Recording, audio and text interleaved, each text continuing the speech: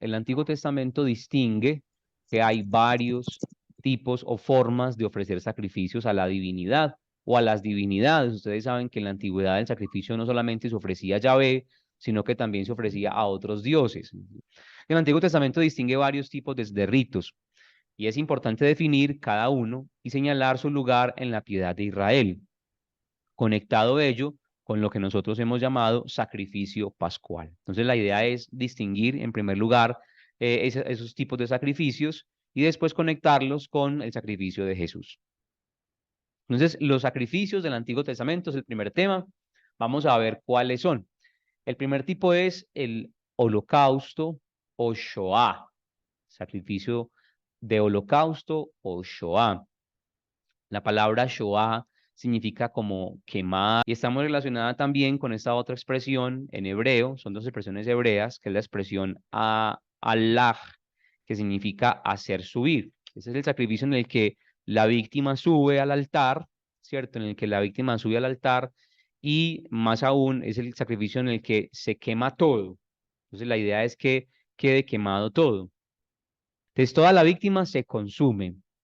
Nada queda para el oferente o para el sacerdote. Es decir, llevan un carnero, llevan un toro, llevan toda la ofrenda, se pone en el altar, se le prende fuego y todo queda consumido, ¿sí? Hay otras ofrendas en las que se divide la ofrenda, ¿no? Se divide una parte para el sacerdote, otra parte para el altar, otra parte para el que ofrece, ¿no?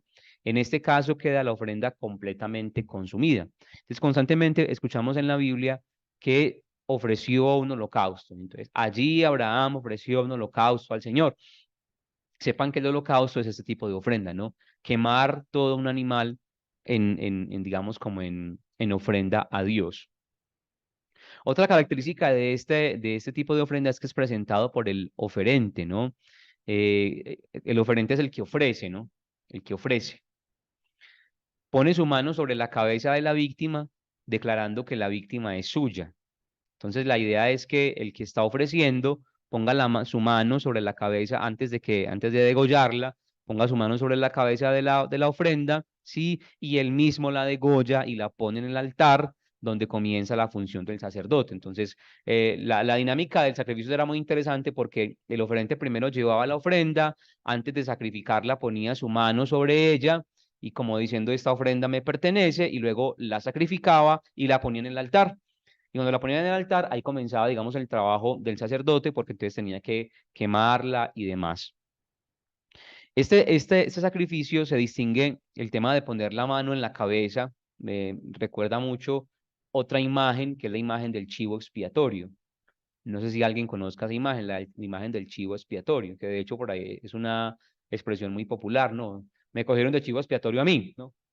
¿Y eso qué quiere decir? Que era un animal que se ofrecía, como expiación de los pecados de alguien. Entonces a este animal se le enviaba al desierto a morir para que las alimañas se lo comieran. Entonces ponían la mano sobre él y se enviaba al desierto para que allá en el desierto las alimañas se lo comieran. Era una ofrenda pues como de quitar el pecado, de sacar el pecado del pueblo. Es distinto, ¿no? Aquí no se trata de pasar el pecado, ¿no? No es como que el que está ofrendiendo va a pasar el pecado, sino que lo que está haciendo es diciendo, esta ofrenda me pertenece, esta ofrenda es mía para el Señor. Y otra característica es que el libro del Levítico, justamente desde el capítulo 1, concretamente desde el capítulo 1, llama a esta ofrenda como la ofrenda por excelencia. Y es por el hecho de que es una ofrenda en la que todo queda consumido y ofrecido a Yahvé.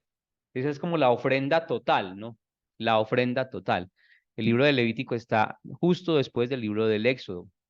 Es Génesis, Éxodo, Levíticos. Ahí está el libro de Levítico.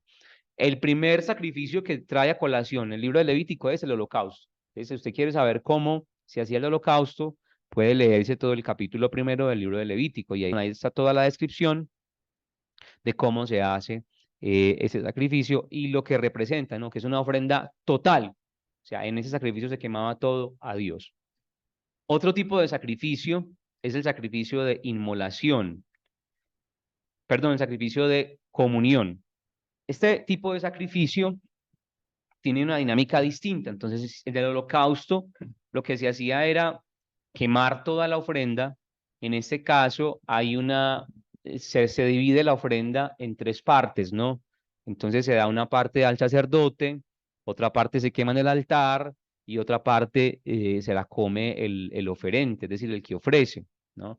Porque justamente es hacer comunión, ¿no? Como, hacer como que una ofrenda genere comunión entre Dios y el que está ofreciendo. Entonces, se inmola la víctima y se reparte luego entre Dios, el sacerdote y el oferente. Es una ofrenda de comunión. El sentido era compartir esa ofrenda con la familia, ¿no?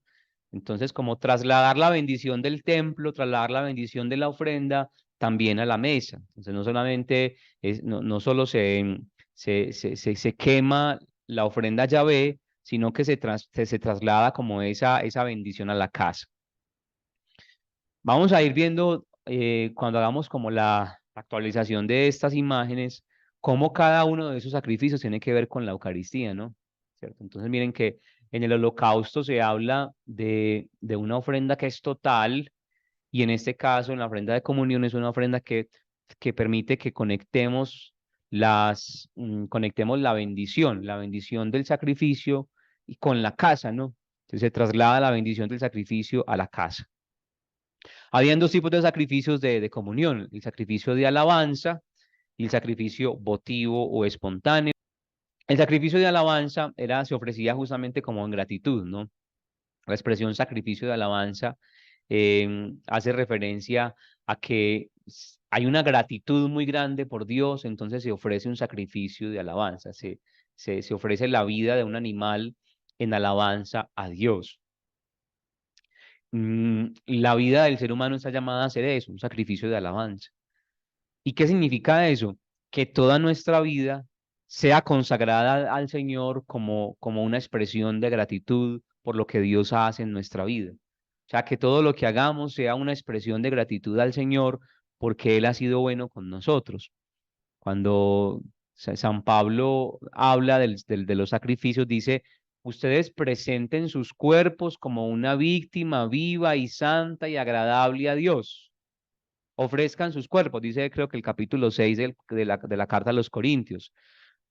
Ofrezcan sus cuerpos como una víctima viva y santa y agradable a Dios. Este es su sacrificio. Incluso busquemos esa cita para que le demos un poquito de realce. Creo que es más bien Romanos 6, pero no encuentro acá la cita exacta. Ustedes más bien, dice el texto, ofrezcan sus cuerpos como una ofrenda viva y santa y agradable a Dios. Ahí San Pablo, ¿qué es lo que está haciendo? Invitando a la comunidad cristiana a que ofrezcan su vida como un sacrificio de alabanza a Dios, ¿cierto? Como un sacrificio de alabanza. ¿Y qué significa esto? Que el hombre ofrezca su vida como un lugar donde hay comunión constante con Dios. O sea, que ofrezcamos la vida como un lugar, como el espacio, como el espacio del tiempo, donde Dios se manifiesta, donde Dios es Dios, ¿no? Donde Dios es Dios. ¿Cuál es la característica esencial del sacrificio de alabanza? Entonces, Dios acepta a la víctima en el altar y los oferentes se comen lo demás en un banquete religioso que lo sitúa en comunión con el altar. Entonces, lo importante es hacer comunión con el altar. Hay un momento, un momento digamos, en la historia de la iglesia en la que el tema de la comunión con el altar fue un problema tremendo.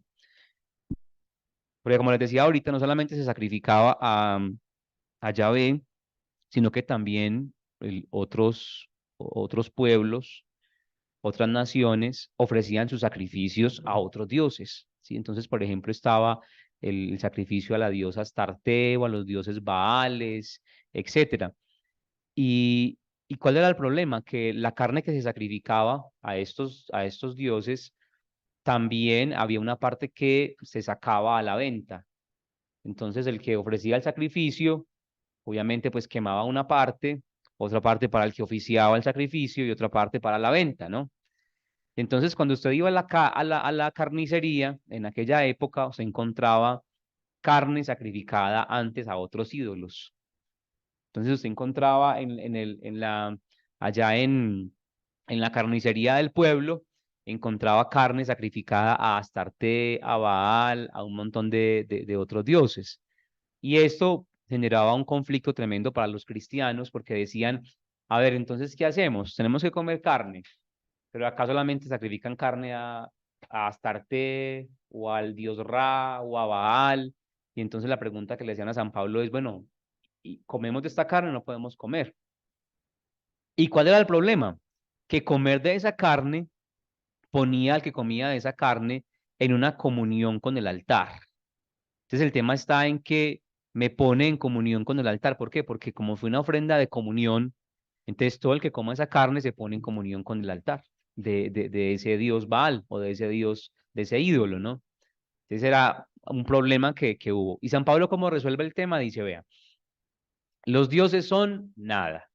Los dioses, los otros dioses no existen. O sea, los dioses distintos del Dios nuestro revelado en Jesucristo son nada. No existe, son mentiras, son engaño. Entonces, todo me es lícito, dice San Pablo, pero no todo me conviene, ¿no? Todo me es lícito quiere decir, coman tranquilos, pero si alguien dice que su conciencia lo acusa, entonces no coma para que no se haga reo de eso, para que no entre ahí pues como en contradicción, pero pueden hacerlo, ¿no? Porque los dioses son nada. Entonces, el sentido de este sacrificio era justamente crear una comunión entre el altar donde se ofrecía y la familia o la vida, ¿no? Entonces se llevaba a la familia también esa bendición que era un parte de la comunión. Y hay un último tipo de sacrificio que es el sacrificio, bueno, un penúltimo tipo de sacrificio que es el sacrificio de expiación o el sacrificio expiatorio, que también ustedes lo van a encontrar en la Biblia. Se ofreció un sacrificio de expiación. Entonces la sangre contiene la vida, es la vida misma, es el alma. Vamos a leer, por ejemplo, Génesis capítulo 9, versículo 4, que dice, Génesis 9, 4. Recuerde que necesito que tenga su Biblia por ahí a la mano para que vamos leyendo. Dice el texto, solo dejarán, miren, vamos a leer desde el versículo 1. Dios bendijo a Noé y a sus hijos y les dijo, sean fecundos, multiplíquense y llenen la tierra. Infundirán temor y miedo a todos los animales de la tierra y a todas las aves del cielo y a todo lo que rapta por el suelo y a todos los peces del mar, quedan a su disposición. Todo lo que se mueve y tiene vida les servirá de alimento. Todo se lo doy, lo mismo que les di la hierba verde. Solo dejarán de comer la carne con su alma. ¿Qué dice el texto de ustedes? Versículo 4. Solo dejarán de comer la carne con su alma. ¿Cómo dicen de ustedes? Ah, muy bien. Únicamente no comerán su carne, la carne con su vida, es decir, su sangre. Mi versión dice, solo dejarán de comer la carne con su alma, es decir, con su sangre. Y yo les prometo Capítulo, es capítulo perdón, 9, capítulo Génesis 9. 9, versículo 4. Ya, Génesis 9, 4. gracias. Dice, solo dejarán de comer la carne con su alma, es decir, con su sangre. Y yo les prometo reclamar su propia sangre. La reclamaré a todo animal y al hombre, a todos, y a cada uno reclamaré el alma humana. Es decir, lo que está haciendo acá es que en la sangre, para la mentalidad bíblica, contiene la vida de la persona. Es como la sangre contiene la vida de la persona, solo a Dios le es justo tomar la sangre. Es decir, eh, Él tiene el poder y la autoridad sobre la sangre. Entonces, por eso el tema del derramar la sangre es tan grave en el Antiguo Testamento. Cuando Dios le pregunta, por ejemplo, a Caín, ¿dónde está tu hermano? Su sangre clama hacia mí, su sangre grita hacia mí, y es porque su vida, es decir, todo su ser me pertenece a mí y tú la derramaste, ¿no? Entonces, derramar la sangre en el mundo bíblico es el pecado más grave porque solo a Dios le corresponde tomar la vida de las personas, tomar la sangre de las personas. Incluso es tan grave el tema de derramar sangre que para el judaísmo, hacer que una persona se ponga roja, decir, avergonzar a alguien, es derramar la sangre. Entonces, por eso cuando Jesús dice, si alguno de ustedes llama a su prójimo idiota o imbécil, es reo de muerte.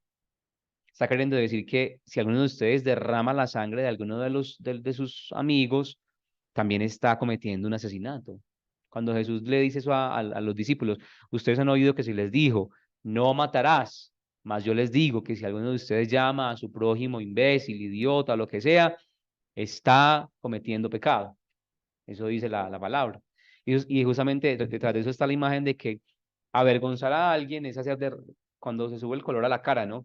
Cuando se pone roja la cara, es hacer, es derramar sangre. En esos días contaba el testimonio, justamente en el retiro, contaba el testimonio de una persona, decía que a ella le generó un trauma el hecho de que cuando le preguntaban en el salón algo, ella se ponía roja. Esa gente que se pone roja cuando habla.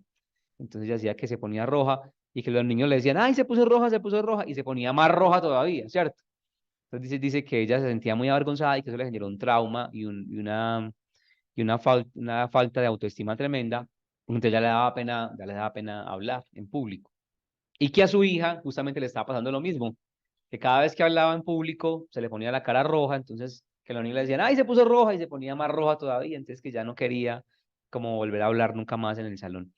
Derramar sangre es algo tan grave que incluso hasta hacer ruborizar a alguien, que lo que ruboriza la cara es la sangre que se sube a la cara, es un acto de pecado, según la Biblia, ¿no? Entonces, por eso la sangre expía, porque es la vida, ¿no? Entonces, se ofrece a Dios la vida de un animal, se ofrece a Dios como una ofrenda a la vida de un animal, porque lo único que le agrada a Dios, al Dios de la vida, es la vida, ¿no? ¿Cierto? Leamos también Levítico 17, que allí se habla del sacrificio de expiación. ¿Cuáles son las recomendaciones de ese sacrificio de expiación? ¿Por qué estamos hablando de esto? Porque decimos que la Eucaristía también es un sacrificio pascual. Y estamos intentando ver cuando la Biblia habla de sacrificio, ¿a qué se refiere? Entonces nos encontramos primero con el sacrificio que es tipo holocausto, el sacrificio de comunión y el sacrificio expiatorio. Entonces ahí dice inmolaciones y sacrificios. Capítulo 17 del libro de Levíticos, 17:1. Yahvé habló así a Moisés, di a Aarón y a sus hijos y a todos los israelitas, esta es la orden del Señor. Cualquier hombre de la casa de Israel que mate buey, oveja o cabra dentro del campamento, fuera del mismo, y no los lleve a la entrada de la tienda del encuentro para presentarlos como ofrenda a Yahvé ante su morada, será considerado reo de sangre. Tal hombre ha derramado sangre y será excluido de su pueblo. Miren ahí de nuevo el tema de derramar la sangre. A fin de que los israelitas presenten en honor del Señor al sacerdote a la entrada de la tienda del encuentro aquellas víctimas que inmolan en el campo para que se ofrezcan como sacrificio de comunión. Aquí está el sacrificio de comunión, ¿sí? El sacerdote derramará la sangre sobre el altar de Yahvé a la entrada de la tienda del encuentro y quemará las grasas como calmante aroma para el Señor. Esta es, digamos, como la dinámica de lo que se hacía en los sacrificios. En adelante no seguirán sacrificando sus sacrificios a los sátiros, los falsos dioses, tras los cuales se prostituían. Decreto perpetuo será este para ellos, generación tras generación. Diles, cualquier hombre de la casa de Israel o de los forasteros que residen entre ellos, que ofrezcan holocaustos o sacrificios de comunión y no lo traigan a la entrada de la tienda del encuentro para sacrificarlo en honor del Señor, será excluido de su parentela. Si un hombre cualquiera de la casa de Israel o de los forasteros que reside entre ellos come cualquier clase de sangre, ya yo volveré mi rostro contra el que coma sangre y lo excluiré de su pueblo. Entonces miren que detrás de justamente el argumento que tienen los testigos de Jehová para no comer carne es este. Entonces toman el Antiguo Testamento para decir, es que aquí dice que la sangre es del Señor y no se puede comer. Entonces por eso ellos no comen morcillas, no comen embutidos que tengan sangre, ¿cierto? Y son más bien estrictos con esto. Pero digamos que el sentido... Andrés, Andrés, y ellos, por ejemplo, cuando tengan que ofrecer sangre para salvarle la vida a una persona, no la dan. Tampoco reciben transfusiones de sangre los testigos de Jehová, no reciben. Sí, justamente porque son fundamentalistas, ¿sí? Hay una lectura fundamentalista de este texto. Entonces, por ejemplo, ¿qué es el fundamentalismo? Leer al pie de la letra sin interpretar. Eso es, digamos, leer literalmente los textos sin interpretarlos. Y aquí lo que dice es, si un hombre cualquiera de la casa de Israel o de los forasteros que residen entre ellos come cualquier clase de sangre, yo volveré mi rostro contra el que coma sangre y lo excluiré de su pueblo. Si alguien que tiene una lectura fundamentalista de esto lee esto, inmediatamente dice, no podemos comer sangre, es decir, no pueden comer morcilla, ni mucho menos lo que a ustedes les gusta tanto. ¿Cómo es que se llama? El jaguar locro, menos, prohibido. Entonces eso no se puede. ¿Por qué? Porque la sangre le pertenece al Señor y entonces aquí dice, por eso el fundamentalista lo que dice, aquí dice que el que coma sangre lo voy a matar. Entonces yo no voy a comer sangre, ¿cierto? Porque la vida de la sangre está en la sangre, porque la vida de la carne está en la sangre y yo se la he dado para hacer expiación sobre el altar por sus vidas. Pues la expiación por la vida se hace con la sangre. Entonces la pregunta es, ¿cómo no comen morcillita con sangre por dentro y si se comen a la vaca completa?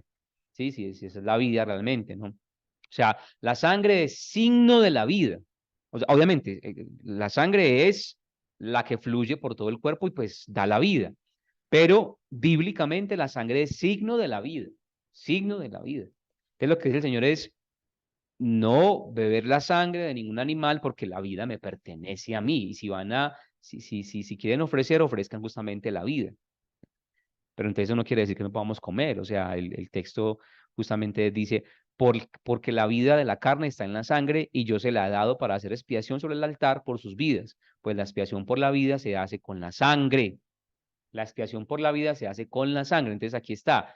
Por eso tengo dicho a los israelitas, ninguno de ustedes comerá sangre, ni tampoco comerá sangre el forastero que reside entre ustedes. ¿Sí?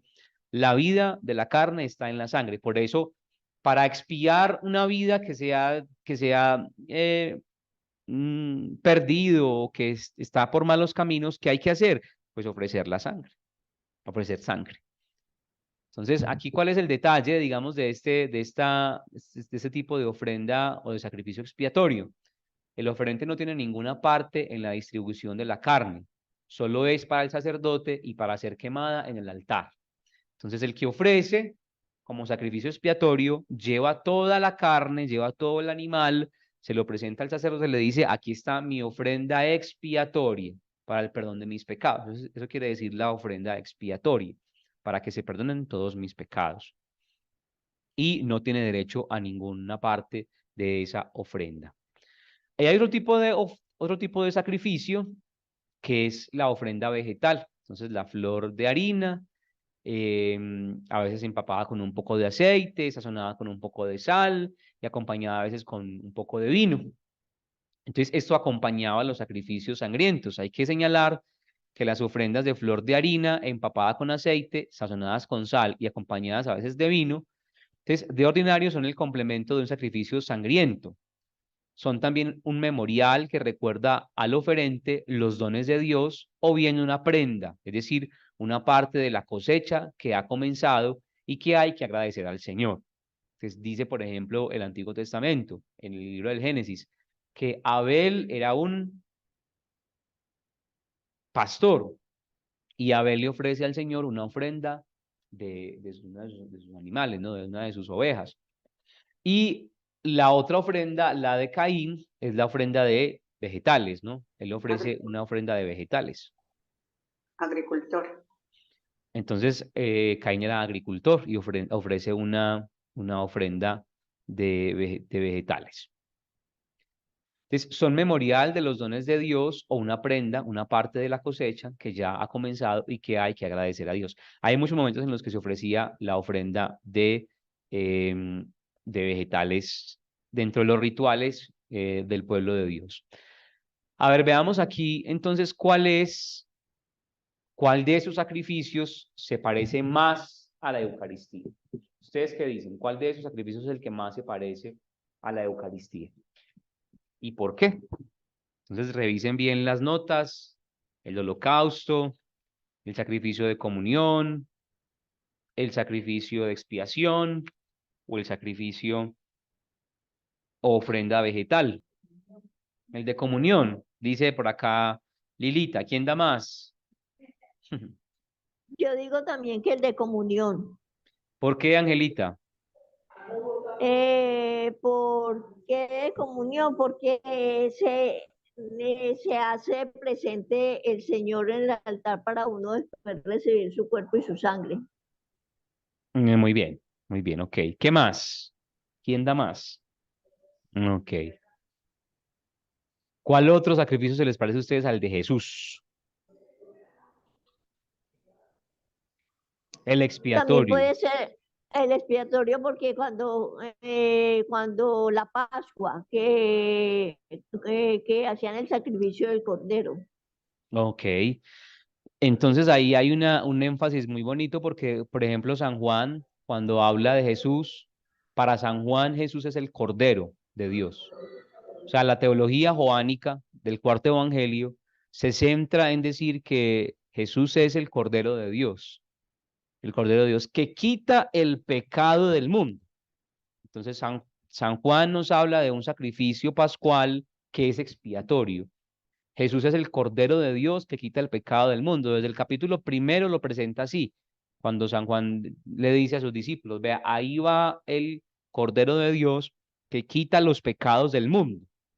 Y así es como lo presenta, ¿no? Como el Cordero Pascual. ¿Qué otro elemento encuentran ustedes allí que se les parezca al sacrificio de Jesús?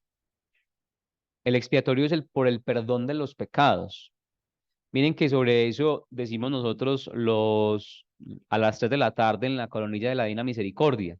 Padre eterno, te ofrezco el cuerpo y la sangre, el alma y la divinidad de tu amadísimo Hijo, Jesucristo nuestro Señor, como expiación o propiciación o para perdón de nuestros pecados. O sea, es para purificar. La expiación significa purificar, perdonar, propiciar, ¿cierto? El perdón. Muy bien. También, sacrificio de alabanza. ¿Cómo se le dice a la Eucaristía? ¿Qué es lo que significa Eucaristía? Acción de gracias. Que también es un sacrificio de alabanza.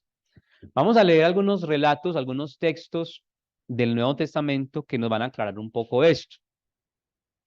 Resulta que en los últimos siglos se ha dado como se le dio mucho resalte al tema de que el sentido sacrificial de la Eucaristía era más bien un sacrificio de expiación, ¿no? Es un sacrificio de expiación, justamente por la teología joánica y la teología paulina y la teología de la Biblia. Le damos algunos textos para tener ejemplos. Romanos 3:25.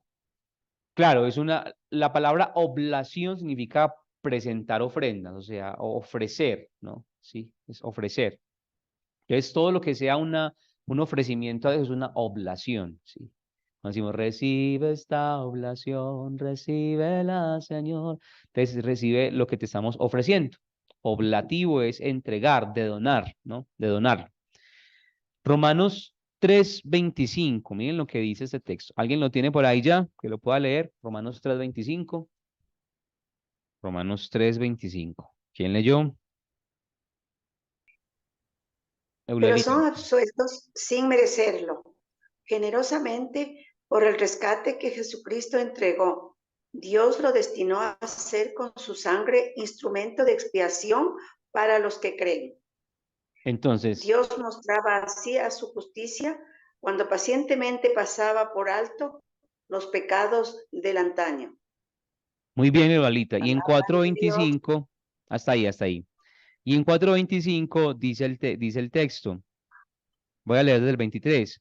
Y la escritura no dice solamente por él que le fue contado, sino también por nosotros, a quienes ha de ser tenida en cuenta la fe, a nosotros que creemos en aquel que resucitó entre los muertos a Jesús nuestro Señor, quien fue entregado por nuestros pecados y resucitado para nuestra justificación. Entonces ahí de nuevo insiste San Pablo en que el sacrificio de Jesús es un sacrificio de expiación. Lucas 1:68.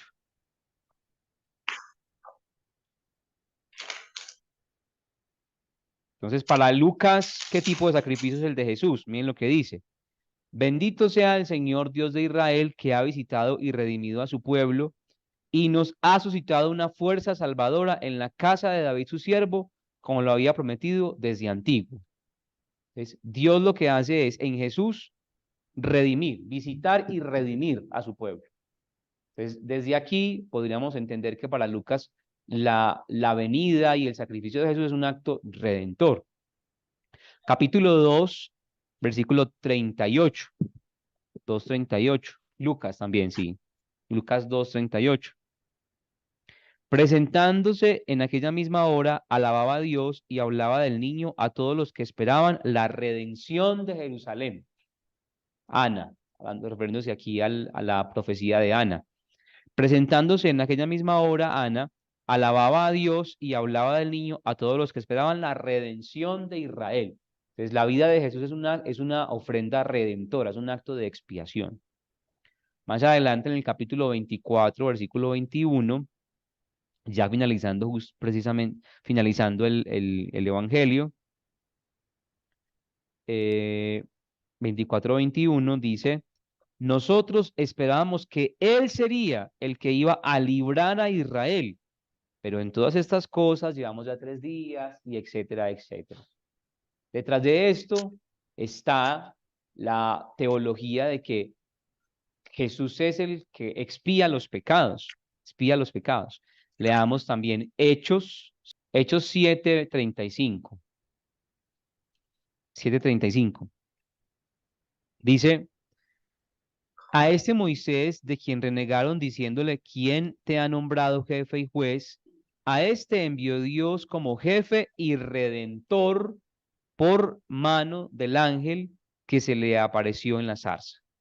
Es decir, está haciendo una comparación ahí Esteban entre Moisés y Jesús y dice, pues a este Moisés es redentor, ¿no? Es redentor. Hechos 7:35. La palabra redención, justamente, la palabra redención en Lucas hace referencia entonces a que el sacrificio de Jesús es un acto expiatorio ante Dios. Por eso se cree que, digamos, la fuerza recae sobre el tema de la expiación. Miren, por ejemplo, también Mateo 20:28. Mateo 20:28, que dice, de la misma manera que el Hijo del Hombre no ha venido a ser servido, sino a servir y a dar su vida como rescate por muchos. La palabra redención y rescate se relacionan mucho a través de una expresión que es la palabra goel en hebreo. El goel en la expresión en el mundo hebreo, en el mundo de la Biblia, es el que redime, el redentor. Entonces, por ejemplo, supongamos que alguna de ustedes se queda viuda esta semana, Dios no lo permita. Y entonces se queda viuda y sin dinero y sin plata y sin nada, ¿cierto? En la Biblia hay una ley que es la ley del levirato, que en esa ley la viuda puede ser recibida en la casa del hermano del difunto y convertirse en la esposa del hermano del difunto. Y el esposo y ese hermano del difunto se convierte en el goel de esta mujer, porque la mujer estaba en una condición social de vulnerabilidad y podía quedar sin nada, podía morirse de hambre. Goel es el redentor, el salvador, ¿sí? El que me saca a mí de una situación de miseria que yo no podía por mí mismo resolverla. Entonces, la expresión Goel está muy emparentada con el tema de la redención, con el tema de la expiación. ¿Por qué? Porque cuando yo expío mis pecados, cuando yo quiero sanar mis pecados, necesito que alguien pues complete lo que me falta a mí para poder sanar ese pecado. O sea, por mis propios medios no lo puedo hacer. Por eso se ofrece una ofrenda, valga la redundancia, se le da una ofrenda a Dios expiatoria en un animal derramando su sangre. Entonces, los cristianos comenzaron a pensar sobre qué pasó con la vida de Jesús, llegaron a esta conclusión. La vida de Jesús fue un acto de redención, una acción de redención. No solamente en su cruz, sino que toda su vida fue una acción de redención. Miren, San Lucas todo el tiempo está diciendo, Jesús sanaba, salvaba, predicaba, anunciaba, sanaba de toda enfermedad y de toda dolencia. Entonces la vida de Jesús es un acto de redimir, de salvar, de acompañar, de quitar el pecado, de perdonar el pecado. ¿Qué decían los fariseos cuando Jesús decía, tus pecados te son perdonados? ¿Quién es este que está perdonando pecados? ¿Quién es este si solamente a Dios puede perdonar pecados? ¿Quién es este que está perdonando pecados? Entonces les quedaban aterrados por eso. Solamente, claro, el mismo Dios que estaba perdonando pecados, porque Él es el Goel, ¿no?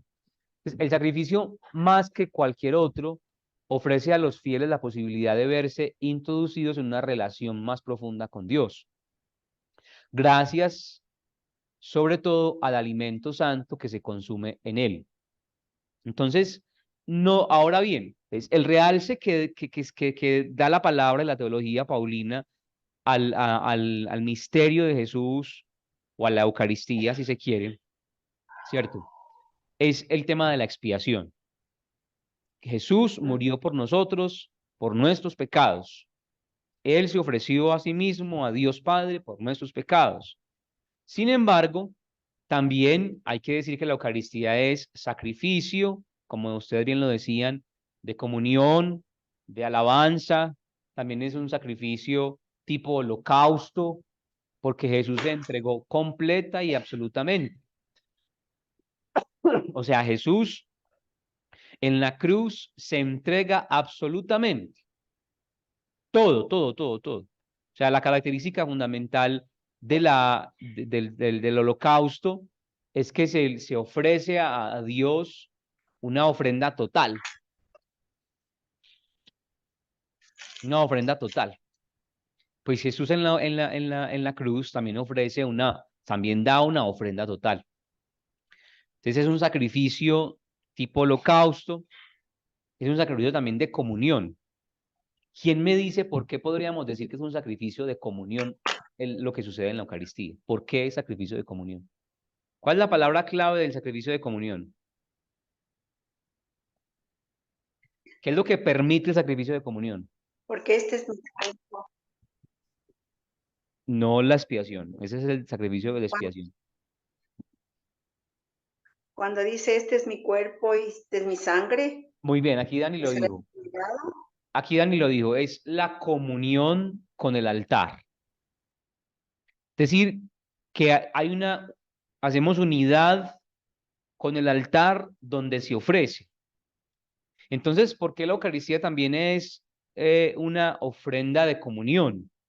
Porque en ella comulgamos con el altar, es decir, unimos nuestra vida al altar.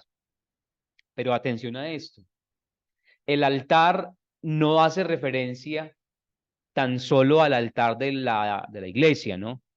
No es que haya una comunión con el altar de la iglesia pues, simplemente, ¿no? Sino que resulta que el sacrificio de Jesús tiene una triple dimensión. Jesús es ofrenda, altar y sacerdote. Repito, el sacrificio de Jesús tiene una triple dimensión. Jesús es ofrenda, altar y sacerdote. Las tres. En una sola persona se congregan las tres características necesarias de una ofrenda. Entonces, Jesús es el sacrificio porque Él es el Cordero de Dios que quita el pecado del mundo. Él es la ofrenda que entregamos a Dios. Pero, ¿quién ofrece eso? Es decir, ¿quién es el que ejecuta ese ofrecimiento? Él mismo. El sacerdote. No, él mismo, él mismo. O sea, mire, incluso muy bonito que lo dices, Eulalia, porque el sacerdote actúa in persona Christi. Es decir, en la Eucaristía, el sacerdote no es el sacerdote, sino Jesús mismo, el que se ofrece a sí mismo. O sea, en la Eucaristía el sacerdote no existe.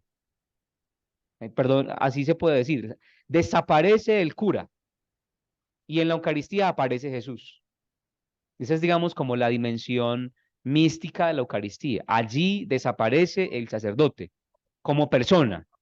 O sea, ya el sacerdocio del Antiguo Testamento desapareció. Solamente existe un sumo y eterno sacerdote que es Jesucristo. Y todos los sacerdotes de nuestro tiempo, Carlos, Joaquín, Hernán, como usted lo quiera llamar, todos los sacerdotes actúan, su sacerdocio es encarnar a Cristo. O sea, porque si no está Cristo, no hay sacerdocio. Si no está Cristo, no tiene sentido ningún sacerdocio. ¿Por qué? Porque Jesús es el sumo y eterno sacerdote, el que se ofrece a sí mismo. No sé si esto queda claro o es muy confuso. ¿Qué pasaba en el Antiguo Testamento? Usted agarraba una vaca, se la llevaba al sacerdote y el sacerdote ofrecía, esto lo vamos a ver cuando hablemos en el encuentro de la próxima semana, o de pronto enseguida hablamos algo de esto, en la carta a los Hebreos. El sacerdote ofrecía la ofrenda en el altar para el perdón de sus pecados y para el perdón de los pecados del pueblo. Eso es lo que dice la carta a los Hebreos, capítulo 5. Leámosla de una vez. Hebreos 5. Dice, el sacerdote es quien ofrece, vea, dice capítulo 5 de Hebreos, porque todo sumo sacerdote es tomado de entre los hombres y está constituido en favor de los hombres en lo que se refiere a Dios para ofrecer dones y sacrificios por los pecados. Es capaz de comprender a ignorantes y a extraviados, porque también él está envuelto en flaqueza. Y a causa de la misma debe ofrecer por sus propios pecados lo mismo que por los pecados del pueblo. Entonces, el sacerdote ofrece por sus pecados y los pecados del pueblo. Y nadie se arroga tal dignidad si no es llamado por Dios, lo mismo que a Aarón. Entonces, la misión del sacerdote es presentar ofrendas expiatorias por sus pecados y los pecados del pueblo. Jesús se presenta a sí mismo y entonces él es ofrenda, altar y sacerdote. ¿Por qué es ofrenda? Porque él mismo es el que se ofrece. O sea, porque lo que le ofrecemos a Dios es a Jesús mismo. Su vida, su cuerpo, su sangre, todo lo que él es. Es altar porque él mismo se convierte en el lugar del ofrecimiento. Jesús es el lugar desde donde se ofrece. ¿Sí? Su vida misma es el lugar desde donde se ofrece a Dios. Toda la Eucaristía, toda petición que se hace dentro de la Eucaristía se hace por Cristo nuestro Señor. Amén. O sea, la ofrenda y el altar, Jesús. O sea, en encima del altar se pone toda la ofrenda. Encima de Jesús ponemos todas nuestras peticiones. Siempre es por Cristo nuestro Señor. Amén. ¿Sí? Te lo pedimos por Cristo nuestro Señor. Amén. Y es sacerdote, de nuevo, porque él mismo es el que se ofrece a sí mismo. Y así se convierte en sumo y eterno sacerdote según el rito de Melquisedec. ¿Por qué se habla del rito de Melquisedec? ¿Que alguien se acuerda quién era Melquisedec? Melquisedec era un personaje misteriosísimo del Antiguo Testamento. Aparece en 2 versiculitos. Abraham viene de una guerra y sale un tal Melquisedec y le ofrece a Abraham pan y vino y hacen un sacrificio y se hace sacerdote. Así nomás. Entonces, cuando el libro de la carta a los Hebreos lee esto, dice, pero ¿por qué Jesús es sacerdote? según el rito de Melquisedec, por voluntad de Dios. Dios es quien lo hace sacerdote. Dios es el que lo hace sacerdote. Su sacerdocio tiene sentido en Dios y porque Dios lo hace así. Muy bien, entonces la Eucaristía es sacrificio, y sacrificio entendido como holocausto, porque es una ofrenda total a Dios Padre. Incluso vamos a ponerlo aquí de una vez. Entonces, es holocausto, porque es ofrenda total, pero también es una ofrenda, un sacrificio de comunión, porque nos pone en comunión con Jesús. Todo aquel que, todo aquel que comulga se une a Jesús. El que comía del sacrificio en el Antiguo Testamento se unía ¿a qué? Al altar desde donde se ofrecía el sacrificio, para atraer la bendición, para ganarse el favor de Dios, para atraer la bendición. Pero todo aquel que comulga a Jesús, todo aquel que come a Jesús, se une a Jesús. Entonces, por eso también es un sacrificio de comunión, porque todo aquel que entra en la dimensión de la comunión con Jesús, se hace el mismo Jesús. Se hace el mismo Jesús. Es una cosa realmente profunda y difícil de asimilar. Pero también es un sacrificio expiatorio. ¿Por qué? Porque su sangre fue derramada por nosotros. Les decíamos que el realce que da el Nuevo Testamento al sacrificio de Jesús, pues es el tema de la expiación, pero también es holocausto, ¿no? También es sacrificio de comunión y también es expiación. Eso de hacernos sagrario vivo con Jesús es justamente esto, la comunión. Entramos en una comunión perfecta con Jesús. La vida del ser humano no solamente se conecta con el altar de aquí, o sea, no solamente es comulgar con el altar o con el Padre de aquí, sino que es comulgar con Jesús, se vuelve uno Jesús. Pero también la Eucaristía es una ofrenda algo así como las ofrendas de vegetales, porque en ella Jesús se ofrece y nosotros le ofrecemos también al Padre, ¿no? Entonces, ¿qué es lo que sí hacemos nosotros? ¿Y qué es lo que hace el sacerdote en nombre de Jesús? Ofrecer al Padre a su Hijo Jesucristo, in persona Christi, ¿sí? In persona Christi. Eso es un poco complejo. Decía hace un momento, en la Eucaristía el sacerdote desaparece como persona, porque el único sacerdocio que existe ahora es el sacerdocio de Jesús. Él es el sumo y eterno sacerdote.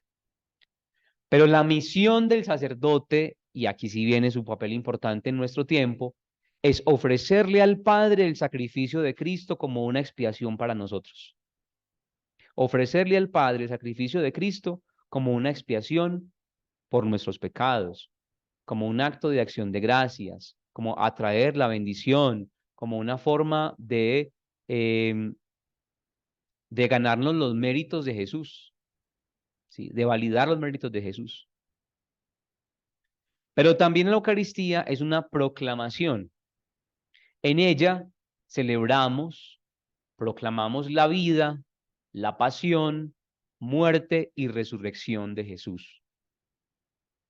En la Eucaristía también hay un momento en el que se proclama. Anunciamos, proclamamos tu resurrección, ¿cierto? Entonces, es una proclamación porque en ella se celebra la vida completa de Jesús. Y de manera especial se celebra su entrega en la cruz por nosotros, su pasión, su muerte y su resurrección. Entonces, esas son las características de la Eucaristía. ¿Cuál entonces de esos sacrificios se parece más al sacrificio de Jesús? Todos tienen algo, hay una relación de todos con lo que Jesús hizo con su vida. Por una parte, Jesús se entregó a Dios de manera absoluta como un holocausto y su vida fue toda una entrega completa a Dios Padre. Por otra parte, Jesús también es sacrificio de comunión porque Él se dona al hombre y el hombre comulga con Dios. O sea, comulgar es hacer unión. Comulgar es entrar en relación con alguien. ¿Sí? Por eso hay gente que dice, yo no comulgo con esa señora. O sea, yo como que no tengo nada que ver con ella. O sea, nada que ver. ¿No? Comulgar es entrar en relación con una persona. Y Jesús se ofrece como medio para entrar en relación perfecta con el Padre. Pero también es un sacrificio expiatorio y sobre esto hay un montón de elementos, lo que nos decía todo el Nuevo Testamento, cuando San Pablo habla de por qué cuando San Pablo lee la vida de Jesús, la lee como un acto de expiación. Su vida fue un morir al pecado, ¿sí? Su vida fue un morir para siempre, ¿sí? Entonces, lo que ahí dice San Pablo es que se interpreta la muerte de Cristo como un rescate, como un acto de salvación de nuestra vida, ¿sí? Hemos sido rescatados, hemos sido salvados por Jesús a través de su vida, a través de todo lo que Él fue, hizo y enseñó. Entonces, la Eucaristía recoge todos estos elementos, ¿ya? Es un sacrificio, Mateo también. claro, es un sacrificio de holocausto porque es una entrega total, un sacrificio de comunión porque me une a Cristo y un sacrificio expiatorio porque su sangre es derramada, ha sido derramada para el perdón de mis pecados. Y nos A- rescata para todos. Así es.